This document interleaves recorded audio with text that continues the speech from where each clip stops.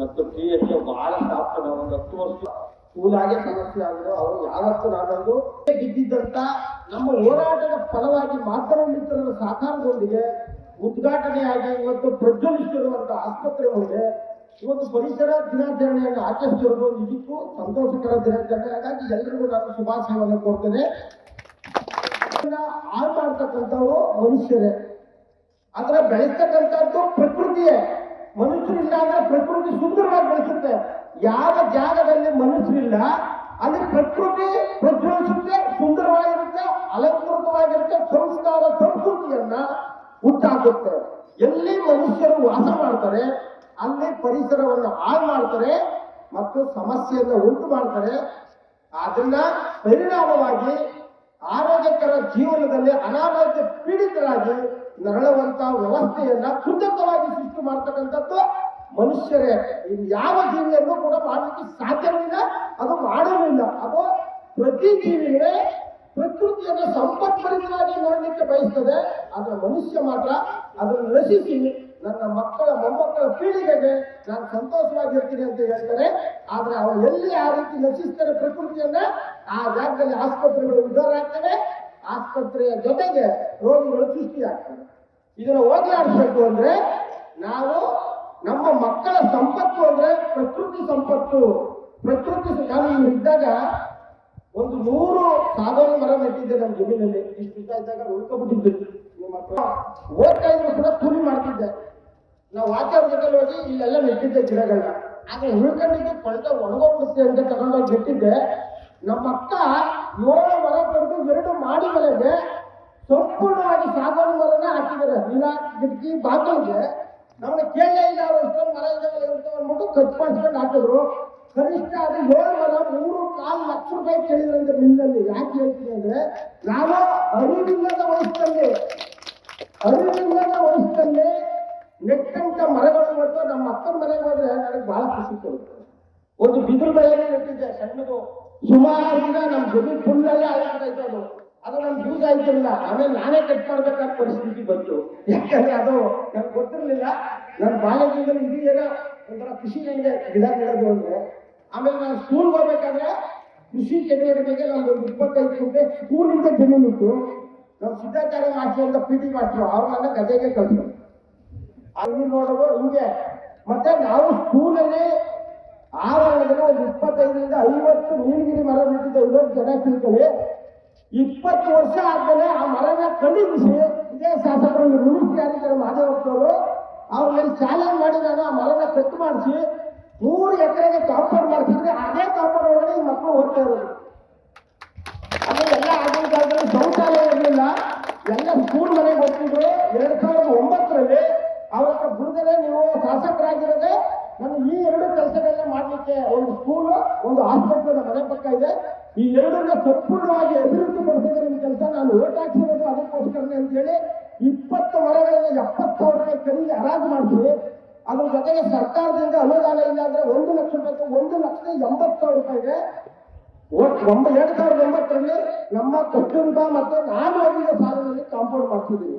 ಪ್ರಕೃತಿ ಜೊತೆಗೆ ನಮ್ಗೆ ಅದು ಸಂಪತ್ತಾಗ್ತದೆ. ಒಂದು ಉಸಿರಾಡಲಿಕ್ಕೆ ಗಾಳಿ ಕೊಟ್ಟರೆ ಮತ್ತೆ ನಮ್ಮ ಆರ್ಥಿಕ ಸುವ್ಯವಸ್ಥೆನ ಸಬಲೀಕರಣ ಮಾಡ್ತದೆ. ಒಂದು 4 ಸಾಗೋಣಿ, 4 ಗಂಧ, 4 ಚಕ್ರ ಗಂಧ, ಯಾವುದೇ ಮರ ಹಾಕಿ ನೀವು ಇಟ್ಟಿಗೆಗೂಡಿಂದ ಹಿಡಿದು ಪೇವುಡ್ ಮಾಡುವವರೆಗೂ ಸಂಪೂರ್ಣವಾಗಿ ಮರವನ್ನ ಎಲ್ಲಾ ದಿಕ್ಕಲ್ಲಿ ಯೂಸ್ ಮಾಡ್ತಾರೆ. ಒಂದು 10 ವರ್ಷ 15 ವರ್ಷ ನಮಗೆ ಕಷ್ಟ.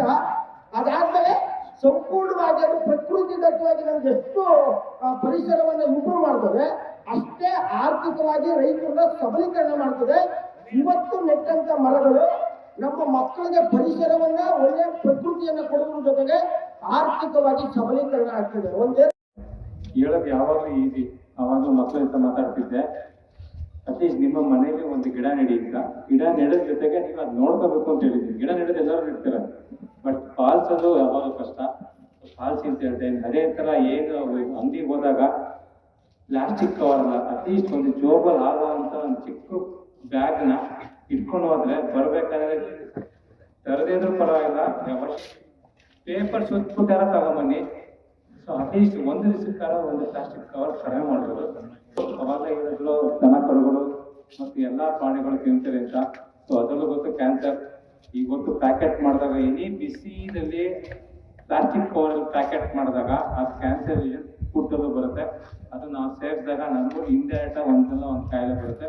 ಸೊ ಈ ಪರಿಸರ ದಿನಾಚರಣೆಯಲ್ಲಿ ಅಟ್ಲೀಸ್ಟ್ ಒಂದು ವಾರ 2 ದಿವಸ ಆದ್ರೂ ಪ್ಲಾಸ್ಟಿಕ್ ಕವರ್ ತರಲ್ಲ, ಪ್ಲಾಸ್ಟಿಕ್ ಕವರ್ ಯೂಸ್ ಮಾಡಲ್ಲ ಅಂತ ಮಾಡಿದ್ರೆ ಡೆಫಿನೆಟ್ ಆಗಿ ಒಂದೊಂದು ಹೆಜ್ಜೆಯಾಗಿ ಎಲ್ಲರೂ ಸಹಕರಿಸಿ ಈ ಪರಿಸರವನ್ನು ನಮ್ದು ಅವಶ್ಯಕತೆ. ಎಲ್ಲ ಸಿಟಿ ಬಂದಿರ್ತೀರಿ, ಅಲ್ಲಿ ಮಳೆ ಈಗ ಆಸ್ಪತ್ರೆ ಹತ್ರ ಅವ್ರು ಗೋಬಿ ಒಂದು 25-30 ಗೋಬಿ ಚೆನ್ನಾಗಿ ಮಾಡ್ತಾರೆ, ಪಾರ್ಸಲ್ ತರಬೇಕು, ಪ್ಲಾಸ್ಟಿಕ್ ಕವರ್ ಕಟ್ಬಿಡ್ತಾರೆ.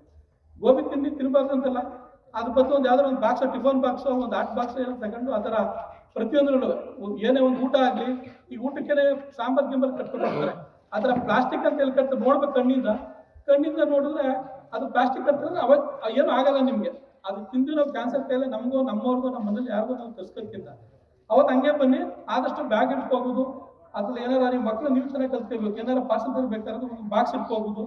ಅವಾಗೆಲ್ಲ ಮಟನ್ ನಾನ್ ವೆಜ್ ತರಬೇಕಂದ್ರೆ ಟಿಫನ್ ಬಾಕ್ಸ್ ತಗೋತಿದ್ರು ಅಲ್ವಾ.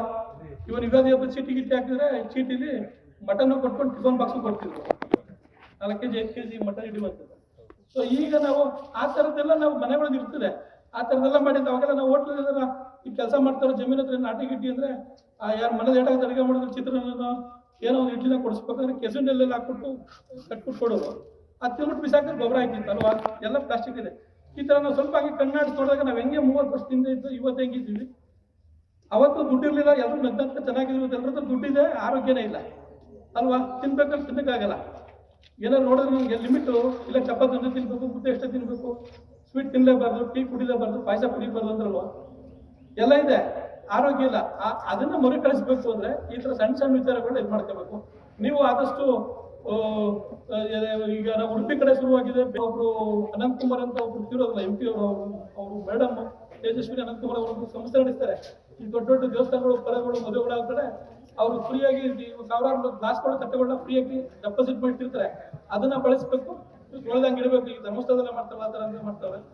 ಇವನ್ನು ಮಂಡ್ಯದಲ್ಲೂ ಕೂಡ ಎಲ್ಲ ಒಂದ್ಸಲ ಕೇಳಿದೆ ನಾನು, ಏನೋ ಅವರು ಬ್ಯಾಗ್ಗಳನ್ನ ಪ್ರತ್ಯೇಕ ಕೊಡೋದು, ಲೋಟಗಳನ್ನ ಕೊಡೋದು ಎಲ್ಲ ಮಾಡ್ತಾರೆ. ಆದಷ್ಟು ನಾವು ಬಳಸೋದನ್ನೇ ಕಡಿಮೆ ಮಾಡ್ಕೋಬೇಕು. ಇವತ್ತು ಎಲ್ಲ ಕೂತಿದ್ದೀರಿ, ನಾವು ಕೂತಿದ್ದೀವಿ, ನಮ್ಮ ಮನೆಗಳದ್ದು ಯಾರೋ ನಾವೆಲ್ಲ ನಾವು ನೀವು ನಿಮ್ಮ ಹತ್ರದವ್ರಿಗೆ ಗೊತ್ತಿರ್ತದೆ, ಯಾರಿಗೊಬ್ಬರು ಲಂಗ್ಸ್ ಕ್ಯಾನ್ಸರ್, ಕರಡಿ ಕ್ಯಾನ್ಸರ್ ಗೊತ್ತು ಅಂತ ನೋಡಿರ್ತೀರಿ. ಈ ಮುಂದಿನ ದಿವಸಗಳು ಏನಾಗುತ್ತೆ, ಹುಟ್ಟು ಮಕ್ಕಳಿಗೆ ಈ ಪರಿಸ್ಥಿತಿ ಬಂದಿರೋದ್ರಿಂದ ನಾವು ತುಂಬಾ ಬದಲಾವಣೆಗಳನ್ನ ಮಾಡ್ಕೋಬೇಕು. ನಾವು ತಿನ್ನುವ ಆಹಾರ, ಜೀವನ ಕ್ರಮ ಮತ್ತೆ ಪ್ರತಿಯೊಂದರೂ ಸ್ವಲ್ಪ ಹಿಂಗೆ ಬದಲಾವಣೆ ಮಾಡ್ಕೊಂಡು ಆದಷ್ಟು ನಾವು ಪ್ಲಾಸ್ಟಿಕ್ ಬಳಸ್ದಂಗೆ ಬದುಕಬೇಕು. ಈ ನೀರು ಬಾಟ್ಲೆಲ್ಲ ನೀವೆಲ್ಲ ಸ್ವಲ್ಪ ಹಿಂಗೆ ಪ್ಲಾಸ್ಟಿಕ್ ಇಟ್ಕೊಂಡು ಅಭ್ಯಾಸ ಮಾಡ್ಕೊಳ್ಳಿ. ಅದು ತುಂಬ್ಕೊಂಡ್ರೆ ಅವೆಲ್ಲ ರೈಲ್ ಚೊಂಬಂತ ಬರ್ತೀರಿ, ಯಾರು ಟೂರ್ ಹೋದ್ರೆ ರೈಲ್ ಚೊಂಬ ತುಂಬ್ಕೋರು ನೀರೆಲ್ಲ ತಿರುಪತಿ ಅದು ಪಾಲಿಸಿ. ನಾವು ಅಷ್ಟೇನೆ ಈಗೆಲ್ಲ ನಾವು ಲಿಕ್ವಿಡ್ ಸೋಪ್, ಅದು ಸರ್ಫ್ ಎಕ್ಸೆಲ್, ಯಾವ್ದಪ್ಪ ಅದು ರಿನ್ನು, ಅದು ಇದು ಬಟ್ಟೆ ತೊಳಿ ಮಿಷಿನ್, ಪಾತ್ರೆ ತೊಳಿದು ಎಲ್ಲ ಬಳಸ್ತೀವಿ ನಾವು. ನಿಜವಾಗ್ಲೂ ಆ ಸ್ವಲ್ಪ ನೀವು ಟೀ ಕುಡಿಕ್ ಬಂದ್ರೆ ನೀವು ನೋಡಿಬೇಕು, ಯಾರು ಟೀ ಅಂತ ನೀರು ಕೇಳಿದ್ರೆ ಗೌರ್ಮೆಂಟ್ ಕೊಟ್ಟಿರ್ತಾರೆ, ಅದು ಕುಡಿದ್ರೆ ಸೋಪ್ ನೀರು ಕಾಣಿಸುತ್ತೆ, ಸ್ವಲ್ಪ ರುಚಿ ಬರುತ್ತೆ. ಹಂಗೆ ಅಷ್ಟು ಚೆನ್ನಾಗಿ ತೊಳೆದಿರುದಿಲ್ಲ ನಾವು. ಆ ಬಟ್ಟೆಲಿರೋ ಕೊಳನೆ ಹೆಂಗೆ ಅದು ತೆಗಿತಿದೆ, ಆ ಪಾತ್ರೆಲಿರೋ ಕರಣೆ ಹೆಂಗೆ ತೆಗಿತಿದ್ರೆ ನಮ್ಮ ಕರಳಲ್ಲಿ ಮತ್ತೆ ಲಿವರ್ ಅಂತ ಹೇಳ್ತೀವಿ ಅಲ್ಲಿ ನಾವು ಜಠರದಲ್ಲಿ, ಅದನ್ನ ನಾವು ದಿನ ಕುಡಿತಿದ್ರೆ ಹಂಗೇನೆ ಹೋಗಿ ಸ್ವಲ್ಪ ಕೂತಿ ಅಲ್ಸರ್, ತೂತ್ ಮಾಡಿ ಕ್ಯಾನ್ಸರ್ ಬರಿಸ್ತದೆ ಅದು.